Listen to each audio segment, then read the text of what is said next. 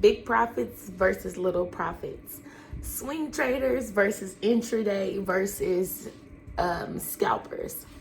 What's the difference?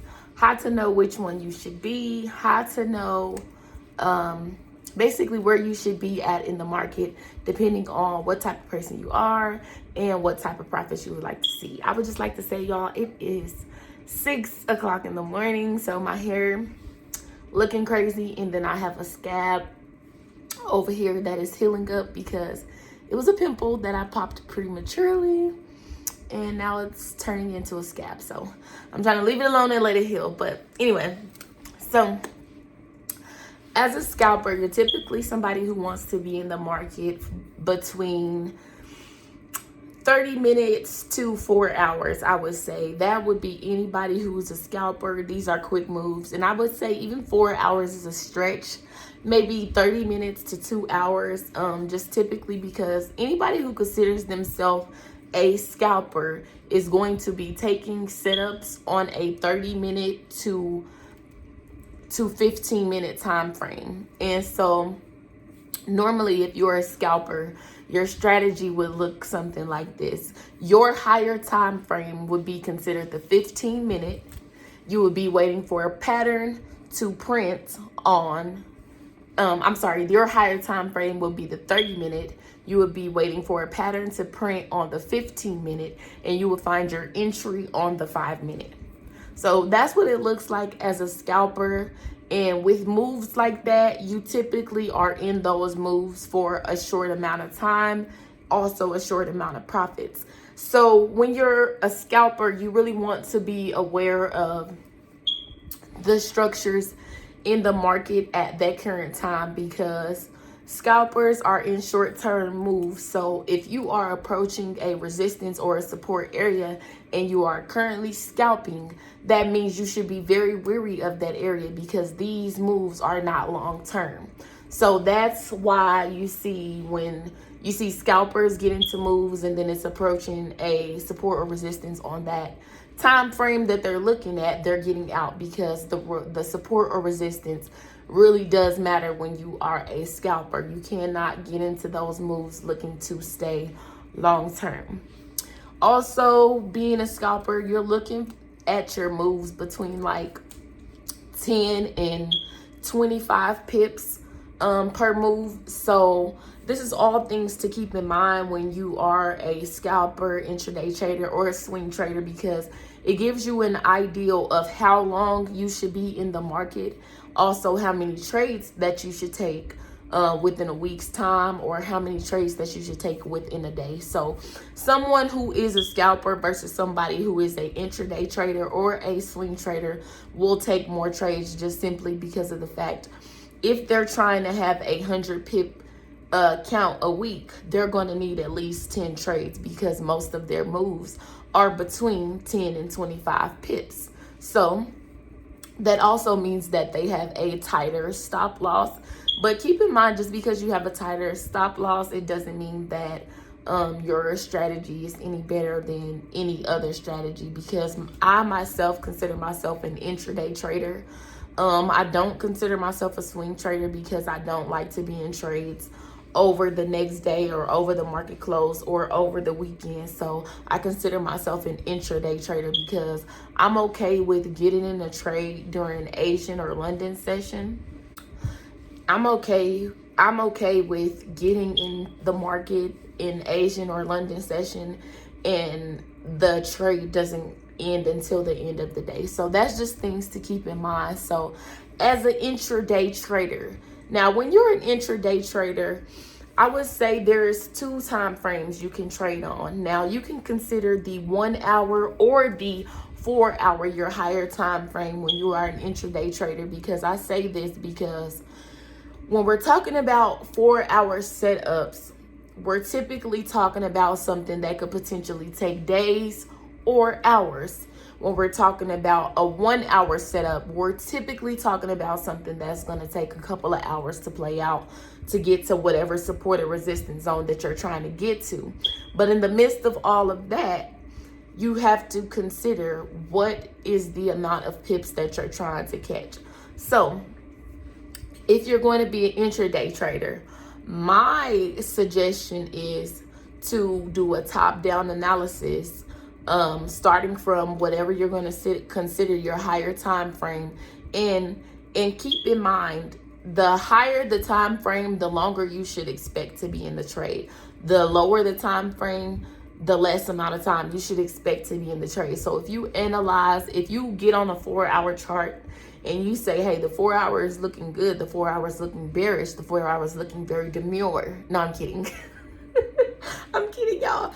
No, the 4 hours looking very good. And so you're going to expect to be in that trade all day, because a 4-hour candle takes 4 hours to close. So you're going to need about 5 to 6 candles for your move to even begin to play out. So those are things that you want to consider when you're considering yourself a scalper, intraday trader, or a swing trader, because if you analyze on the 4 hour, you're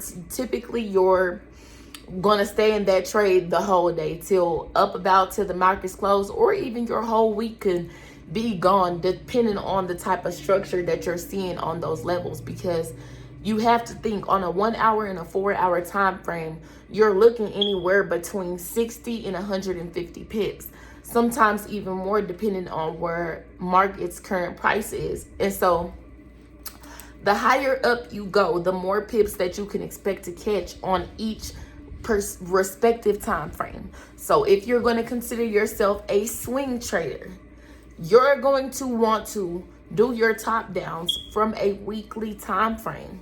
And that's because these are people who are looking to be in trades for days or indefinitely. And there's nothing wrong with that. But the reason that you want to do your top down analysis from a higher time frame is because you want to make sure that you're getting in an entry that is aligned with those with those higher time frames. Because have you ever marked up a chart and you've put your resistance levels, your support levels, your trend lines, and then all of a sudden you scale down to a 30-minute and it looks as if price is nowhere near the zones that you marked up on a higher time frame? And that's because currently price is not up there with the higher time frames. And so when you find a trade, I'm about to give y'all some gold right here. Make sure y'all write this down. When you find a trade that is aligned with the higher time frame and the lower time frame, meaning price is in the same area, price also looks like it's going to do the same thing on each time frame, take the trade. If you arrive on a 4-hour time frame and it looks like it's going to sell, the 30-minute looks like it's going to sell, the 15-minute looks like it's going to sell, take the trade, because those are multiple confluences telling you that you have a good reason to get into this trade. And so a lot of the times, this is why they say patience is key, because even though you're in a higher time frame and you may be seeing, oh, the market is going to buy, or oh, the market is going to sell, when you arrive to that lower time frame is going to tell you what the market wants to do currently, even though price may be looking bullish or bearish. And as traders, these are things that we have to consider, because these are things that is going to keep us on our toes. So when we're talking about making big profits versus, smaller profits, we're simply talking about being in trades longer or shorter periods of time, taking more trades or taking less trades, and letting them play out in a way that we catch more pips. And so, in my honest opinion, you guys, I think the best way to go if you're trying to be a profitable trader is going to be intraday. I feel like scalping is too all over the place. It's very in and out of the market. You have to be a person that's prepared to get in and out of the market. And if you're a person who's getting in trades and then, you can't even imagine closing it out because you're in drawdown, then scalping is most likely not for you. Intraday allows you to place the trade and to leave the market so that you don't have to sit there and watch it all day, because once you found all of the confluences that you need, and everything that you require for you to get in the trade, you should get in it and you should leave it. You should leave it because you should be trusting your strategy, that you've already marked off everything that you needed to mark off to get into this trade. And if you guys don't know how to create a trading plan, or you want my personal trading plan, you can get that down below. Check the description. It's a 4-page PDF. It goes over why you need a trading plan. It gives you the 10 things that you should touch on when creating your own trading plan. It gives you my personal trading plan, the times that I trade, my profit goals for the week, the type of strategies that I use to get into the market. How many confluences do I need to see to get into the market? And it also gives you a blank template so that you can take what I've entered to enter in your own information in regards to your trading plan. So that's why we're really going over this today, so that you guys can understand what type of trader you are and find better ways to enter in the market without feeling like you're not going to be profitable, or you don't know when you should and should not get into the markets. Because at the end of the day, all structures should be reported, should be respected, but you have to know where you are in the market at all times. So even if you're a scalper, it is always good to go to those higher time frames just to see where price is at. And you always want to trade with the trend. So no matter if you're in a lower time frame and you see there is like a sale coming, but price is overall bullish, you want to look for those buys and not those short-term sales. Yes, you can catch short-term sales, but while in those short-term sales, you have to remember that they are short-term. So price can do anything when it is going bullish and you're trying to sell it down, because that's not where its momentum is located. So you have to be wary in those type of markets. So I hope this video has gave y'all some insight on, scalping versus intraday versus swing. I really wanted to break down the time frame so that we can all just better gather an understanding, because I feel like, when I was new in the game, that was something that was very hard for me to get a grasp on. I would go to 15-minute time frames and it looks so bullish, and the 4-hour would look very, very bearish. And I'm like,